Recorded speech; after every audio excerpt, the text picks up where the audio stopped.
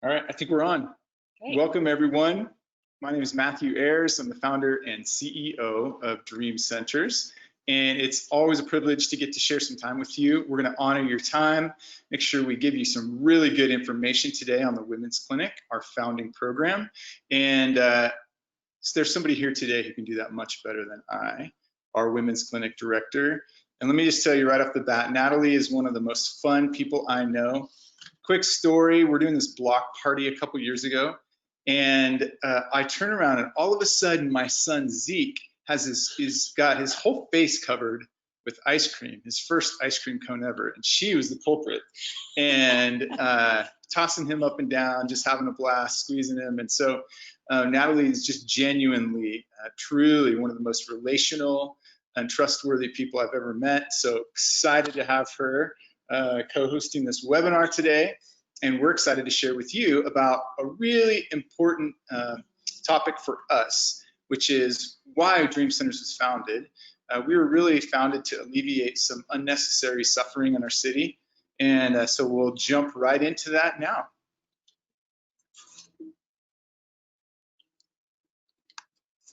Okay.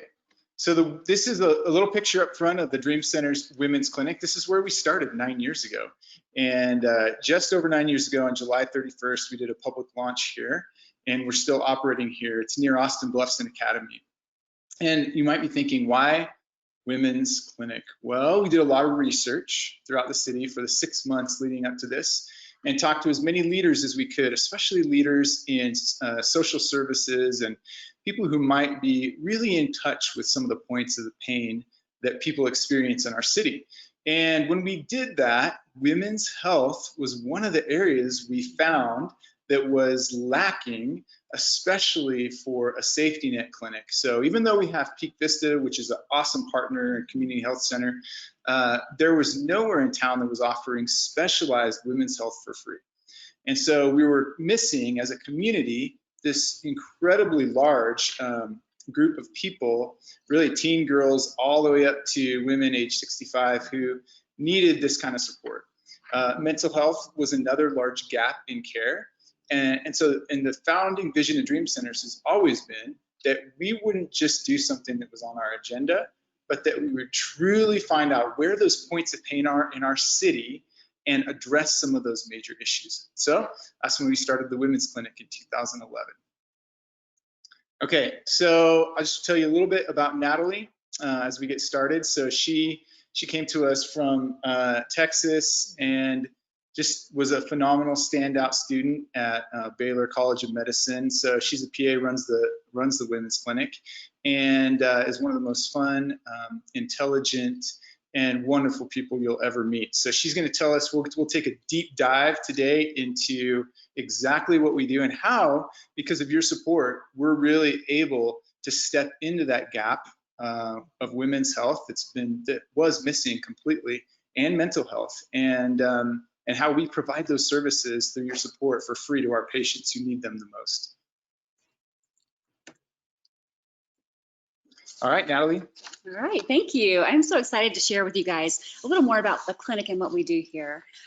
So as many of you know, there's a gap in care for those who don't qualify for Medicaid and can't afford to buy private health insurance.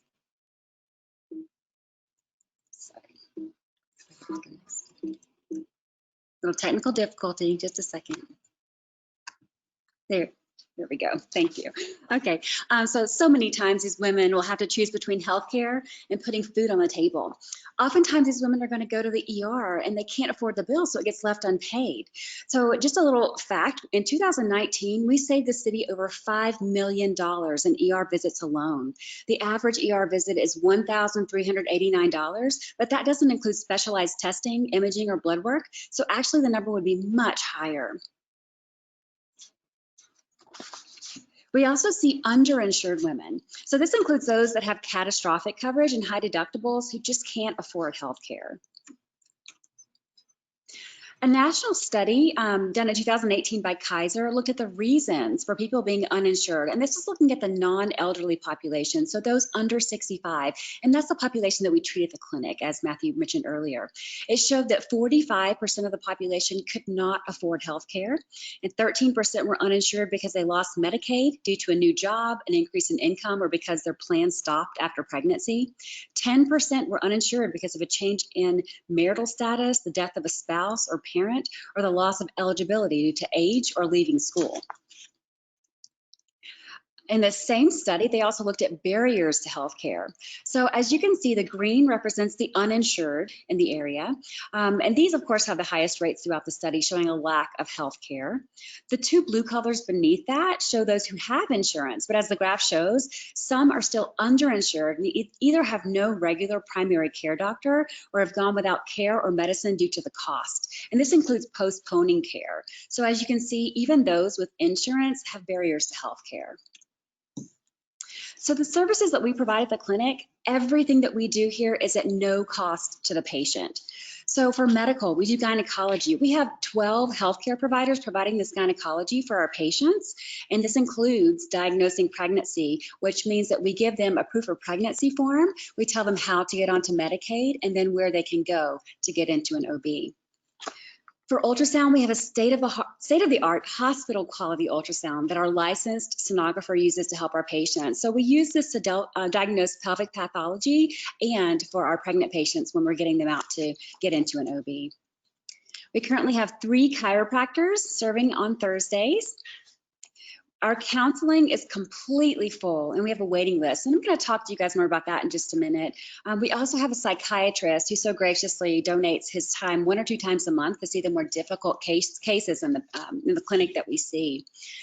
Resource advocacy provides our patients with information on needed resources like food, dental, vision, employment needs, legal services, city transportation.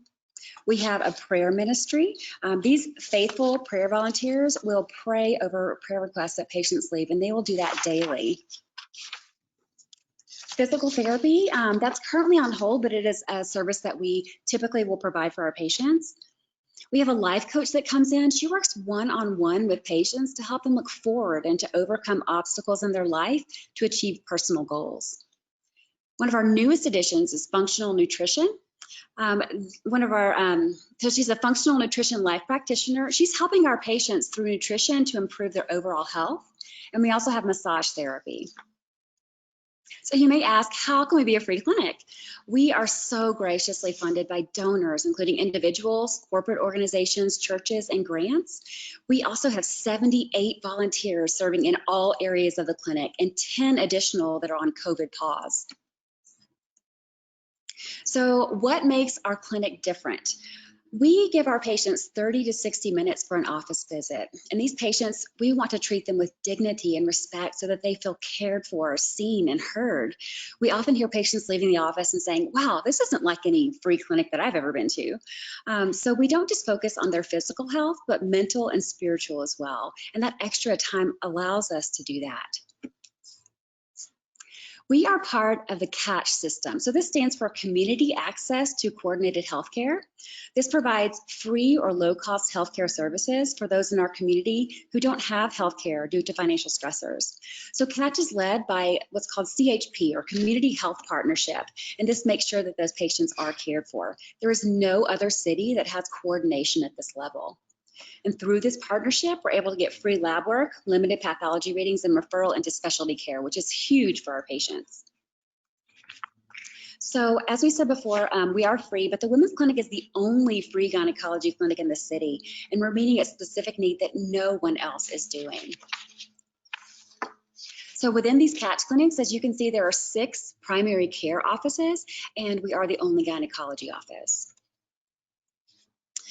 In the whole state of Colorado, the Dream Center's Women's Clinic is one of only 40 community safety net clinics.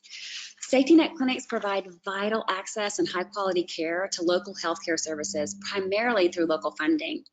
So Colorado's safety net clinics serve approximately 400,000 Coloradans every year, and most of these are in rural and underserved areas of the state. These clinics primarily serve the uninsured, underinsured, and those on public programs like Medicaid, CHP Plus, or Medicare. From 2014 to 2019, there was a 29.8% growth in the number of safety net patients, while our population only grew 7.8% during that time. So the need for safety net clinics and the healthcare that we provide has dramatically outpaced the growth of our state. So during COVID, we are seeing high stress levels in our patients associated with the pandemic. There are financial and emotional stressors. So many women have lost their jobs and they fear not being able to pay their bills or get enough food for their families. So when this happens, their healthcare falls to the very bottom of the list. We're seeing a lot of mental health issues. There's a significant increase in depression and anxiety, as well as suicidal thoughts in patients. Like I said before, our counseling is completely full, and we have a pretty big waiting list as well. So we're working on that as hard as we can, and our volunteer psychiatrist is doing a lot for those patients as well. We're also seeing an increased need for resource advocacy to connect these women with the resources in the community, like the food pantries, the housing assistance, dental, TESSA for domestic violence, and transportation. National researchers have done studies showing that prior to COVID, the number of uninsured was on the rise, and that 46% of people that were currently uninsured plan to stay uninsured. So this means that our safety net clinics will most likely see an even bigger increase in the patient load and need in the upcoming months. So I wanted to share with you guys a testimony, especially during this time with COVID. We had a sweet patient come in, and she had some healthcare needs, so we were able to help take care of those. Gynecology, got the ultrasound done, and we also noticed that she was struggling with a lot of anxiety and depression, so we addressed that. And after talking to her, she had a lot of suicidal thoughts, and we were very concerned about her. We were able to get her into counseling, get her on the medication that she needs. I just saw her back recently, and she's hopeful now, and she looks like a completely different person. So praise God for that. And I also want to share with you guys a quick video with another testimony from a patient. The biggest benefit I've received from my time here at Dream Centers Clinic is probably the support. I feel like I could honestly call any of them literally at any time, and they know who I am. I know how sick I get without my medication, to where I can't get out of bed, so I wouldn't have any option or nowhere to go. But I seriously thank God for you guys. I do. And I hope you know how much you guys have changed my life.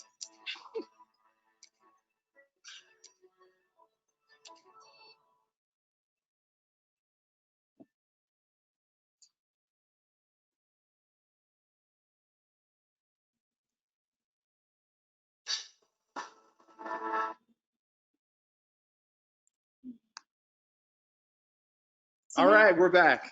Okay. So Natalie, that was really, really a great overview. It was so important for us to hear, and I think for the community to hear all that's going on with the Women's Clinic. Mm-hmm. But let me just recap and put it in simple terms, because that was a lot of info, pretty fast. So there was a big gap in care in women's health, especially gynecology, and there's a big gap in care in mental health or behavioral health services. Yes. So we found those needs, and we said, we are here to address those points of pain. We didn't come in with an agenda. So we launched this integrated healthcare. And when we hear that term integrated, we were talking about the mental, emotional kind of piece integrated with the physical. And so then all those other services we provide, which are many, are kind of also ancillary services to support further the integration of caring for the whole person. But really at our core, what we're here to do is offer those completely free services to people who need women's health and mental health. Absolutely. Was that a good summary? Yes, thank you. Okay, how would you put it in your own words? So many people think gynecology, free gynecology clinic, we are not just there to address the gynecology needs, which is a huge part of what we do, but the mental, the spiritual, all of that goes into that. We're available to help people in any way that we possibly can, which is why we have all those ancillary services. We really want to provide, and we have so many amazing volunteers that come in and help make this happen. So yeah, we are here to serve, and we so appreciate you guys supporting us. So you mentioned some real big challenges with COVID that are We're seeing stress levels, anxiety levels, the need for mental health increase for the first time. Even though we have 12 to 15 counselors at a time, we're maxed out, and now we have a large waiting list, and it's increasing already. A lot of people or professionals are predicting that the mental health, behavioral health needs of people are just going to increase throughout this time. We're sort of still dealing with COVID. So what do you think we're going to do to address that in the future? And what are some of those changing needs specifically in that realm of mental health? Yes. So like I mentioned before, we are seeing so much more depression, anxiety, suicidal thoughts, even the domestic violence. So we are working with our head counselor, Mike Grable, who's been so wonderful. And we are talking with him about things that we can do to help increase the capacity, to bring in more patients, to bring in more counselors to serve them. So we're looking at some grants as well to see if we can increase that load as well. Okay, so one other thing that you mentioned, and I know we went over this quickly, but on the women's health side, I know when the Affordable Care Act came around, I don't know, 7 years ago now, and we saw all this enrollment increase. We saw the numbers of uninsured and underinsured take a dip. And we wondered, hey, maybe safety net clinics won't be needed in the future. And yet the trend the last few years has been a tremendous number of people who are underinsured or uninsured, and that number is rising. Why is that going on in Colorado? People just can't afford to pay for the insurance. So so many are in between that gap. They just can't get into Medicaid because they make a little too much, and then they can't afford to get health care because it's just going to be too much for them. They can't take care of all their other needs if they do that. Okay, so it truly is a burden that people are carrying, and they're having to decide between putting food on the table or taking their child to a specialized care appointment or to whatever they need to do. And so oftentimes these women are putting their own health needs, which sometimes are emergent, they're putting them aside to take care of other people. And this is what we're doing, is eliminating that barrier. Absolutely. And saying, we want to be able to take care of you and your whole person in the best possible way. Yes. And you do that so well. Okay, so here's a great question from one of our viewers. Do we partner with other clinics in the area to help patients?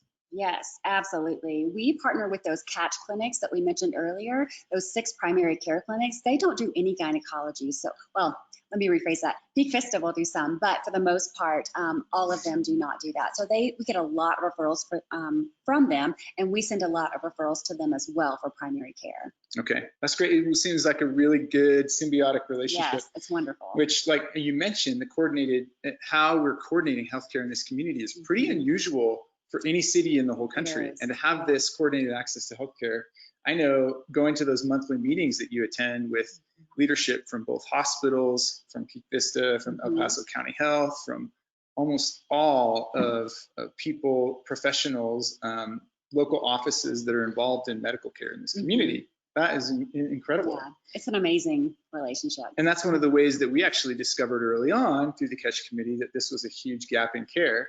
And why we decided to launch a women's clinic is we were hearing from so many other leaders, including people in Catch, that this was a need in our community. So, okay, why is free healthcare important, and what kind of screening is there to make sure people aren't abusing the system? And do people abuse the system? Good question. You know, free healthcare is so important because people will not go to the doctor's office. We had a patient who had not been to see a doctor or get a pap smear in 10 years. She came in because we were free. We got a pap smear done. We ended up finding out that she had cervical cancer. We were able to get her the help that she needed and get her the treatment. Dr. Picard stepped in. He took care of her. She's in remission now. So we see things like this, and we see the importance of having this free healthcare. People just will not go get that done. And then what kind of screening to make sure people aren't abusing it? So we have people bring in either their tax form or their paycheck stub so that we know how much they are making based on the number of families or number of people in their family, and then we can determine whether they qualify for the systems that we use that are free. Let me just paint a little picture here so that people can understand that, because when you say that that people just have put that off some people for 10 years, yes, they could to me, I don't know if they're really abusing it or not, just because they put it off. Yeah. So maybe here's a typical scenario I hear from you about a patient in the women's clinic, that they really are choosing between food. They're working one Yes. or two or sometimes three part-time jobs, Mm-hmm. and they might be considered working poor. And so there's some of the hardest working people in our community, Mm-hmm. and yet their companies they work for don't provide health insurance, and they make barely above the amount that they qualify for Medicaid. And so literally between children's school supplies, food for the family, transportation, car insurance, all the things that you need to keep your family moving forward in life, they don't have any margin for a copay or the other costs that are associated, even if they are insured. Yeah.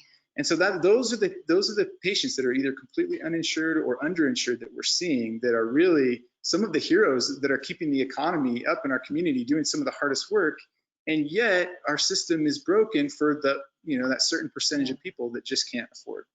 Does that sound right? Absolutely. Okay. Yes, we see that all the time. So how many staff members do we have, and how does the clinic work? Yes, we have 5 staff members, and we work based on volunteers. Like I said, we have 78 volunteers that come into the clinic, and they are the backbone of our community. Wonderful, wonderful people that come in and help this all to flow. Yeah, excellent. And it does flow. It's incredible. You hear some people, here's a common thing I hear from volunteers is they love their work. They love their vocation in serving in the medical community here. Mm-hmm. And yet there's parts of the system that they're in that are broken, where it feels a little bit like a big machine, and they're a cog in a machine and don't have the time to be with patients and the care. They aren't able, not because there's no desire, but because of the system, they're not able to deliver patient care the way that they want to. And so actually there's most of our patients, I hear this, I ask them, why do you serve here? Because I get time I feel like I'm really delivering true patient care the way I'd always imagined it, and what I'm called to do in my vocation. And Yes. that is so special to me, because it feels like this truly is a call for all of our volunteers. Absolutely. And they make all this possible. So here's another question from a viewer. What is the plan to increase the services of the women's clinic for the Pikes Peak region?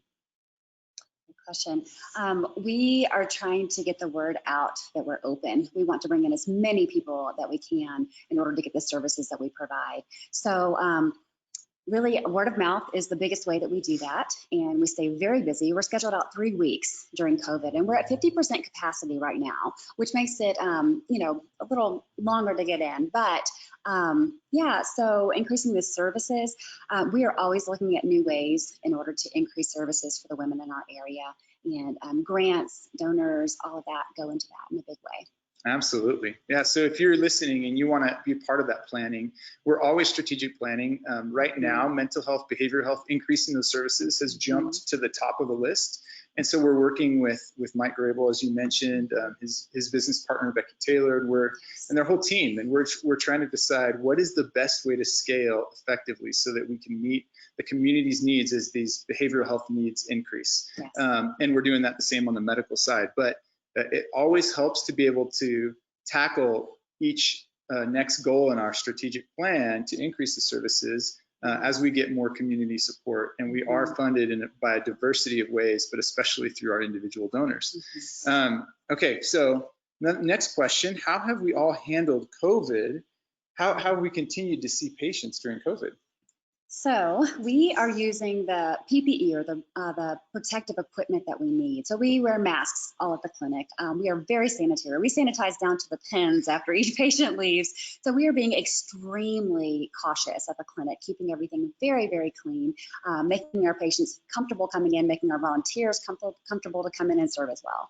One of those other changes I know, before, because we are so relational, we just never thought to do this, but this has actually turned out to be a real benefit to many patients who have a difficult time with mobility and getting around the community. Is we started telehealth and telemedicine and telecounseling. Yes, so talk about that a little bit. Yeah, so telehealth has been very busy, very full. It's been a blessing for those. I've even seen patients who have COVID at home, and we talk about some of the things that we can do over telemedicine that way. So a lot of telemedicine office visits are going on right now. Okay. And then how can people support the women's clinic most right now? So it sounds like they're asking about maybe our priorities and the ways that they could be involved. Yes, so our priorities are always patient, to care for them, to take care of them, to provide for their needs in every way that we possibly can. That's a multifaceted question. So prayer is huge, praying for the patients, for their for peace, for provision in every way, and financially supporting is a big part of that, because we can't keep going unless we have the finances to keep the clinic open. So yeah. And I would just say too, you saw some ancillary services on there, like life coaching, resource advocacy. So we can actually train. You might not have ever participated in resource advocacy before. This may be a new thing for you, but there are people who do that as a profession, and they research continually what the resources are in a community, and then they're able to effectively kind of coach and guide a patient through that process to get connected with those. So there's examples like that, and we'll follow up with this presentation we'll send out to you. You can look at some of those things, and there's a lot of ways to volunteer, but what we invite everyone to do is come on a tour. And we can tell you all the stories in the world today on this webinar, but I can tell you, it's so much better when you go on a tour and you see it in person, and you might get inspired and catch a vision for how you might get involved just by coming on a simple tour with us. So we want to invite you to do that. And then finally, I just want to say, we want to make sure that we give a call to action. Somebody already asked about the best ways to help right now, financially, volunteering, prayer. But I just want to say right now, one thing that we would love for you to do is just share about these services. Most people are able to find us because they have a need, it's urgent. They start talking in the community, and they get a referral. And we have great partnerships all over the community that give referrals every day. Yet there are still some people out there we know who it's difficult to do outreach for, and we aren't connecting with for various reasons. But you can help with that. So highly encourage you to take a tour, get to know the women's clinic, and then to get the word out and really let know. So one thing that we do is when you come on a tour, you'll get these little coins. They're like a little business card that's round. And we have, and it's super simple, has our logo, our name, information like our phone number to call for appointment, and just says free appointments. So I drop these off when I go shopping, whether it's Walmart or King Soopers. I drop them off at restaurants. I drop them off everywhere I go where I'm connecting with people where I know they're probably, here's this staff who may be working poor, who may be just above that Medicare availability, and yet I know they can't afford their co-pays or their premiums. And they're in tough situations, and we want to be there to help them. So would you help us get the word out? And any other ideas in that way, Natalie, that you can, any calls to action for our community? I think that's the biggest one. Let's reach out to the community. Let's let them know that we're here. And the volunteering, that is such a huge part. If God's leading you to do that, please come see us. And regardless, just come see a tour. Come watch what we do. See how the clinic is. We'd love to have you. All right. Thanks so much for spending time with us today. We're really grateful for you, and God bless you.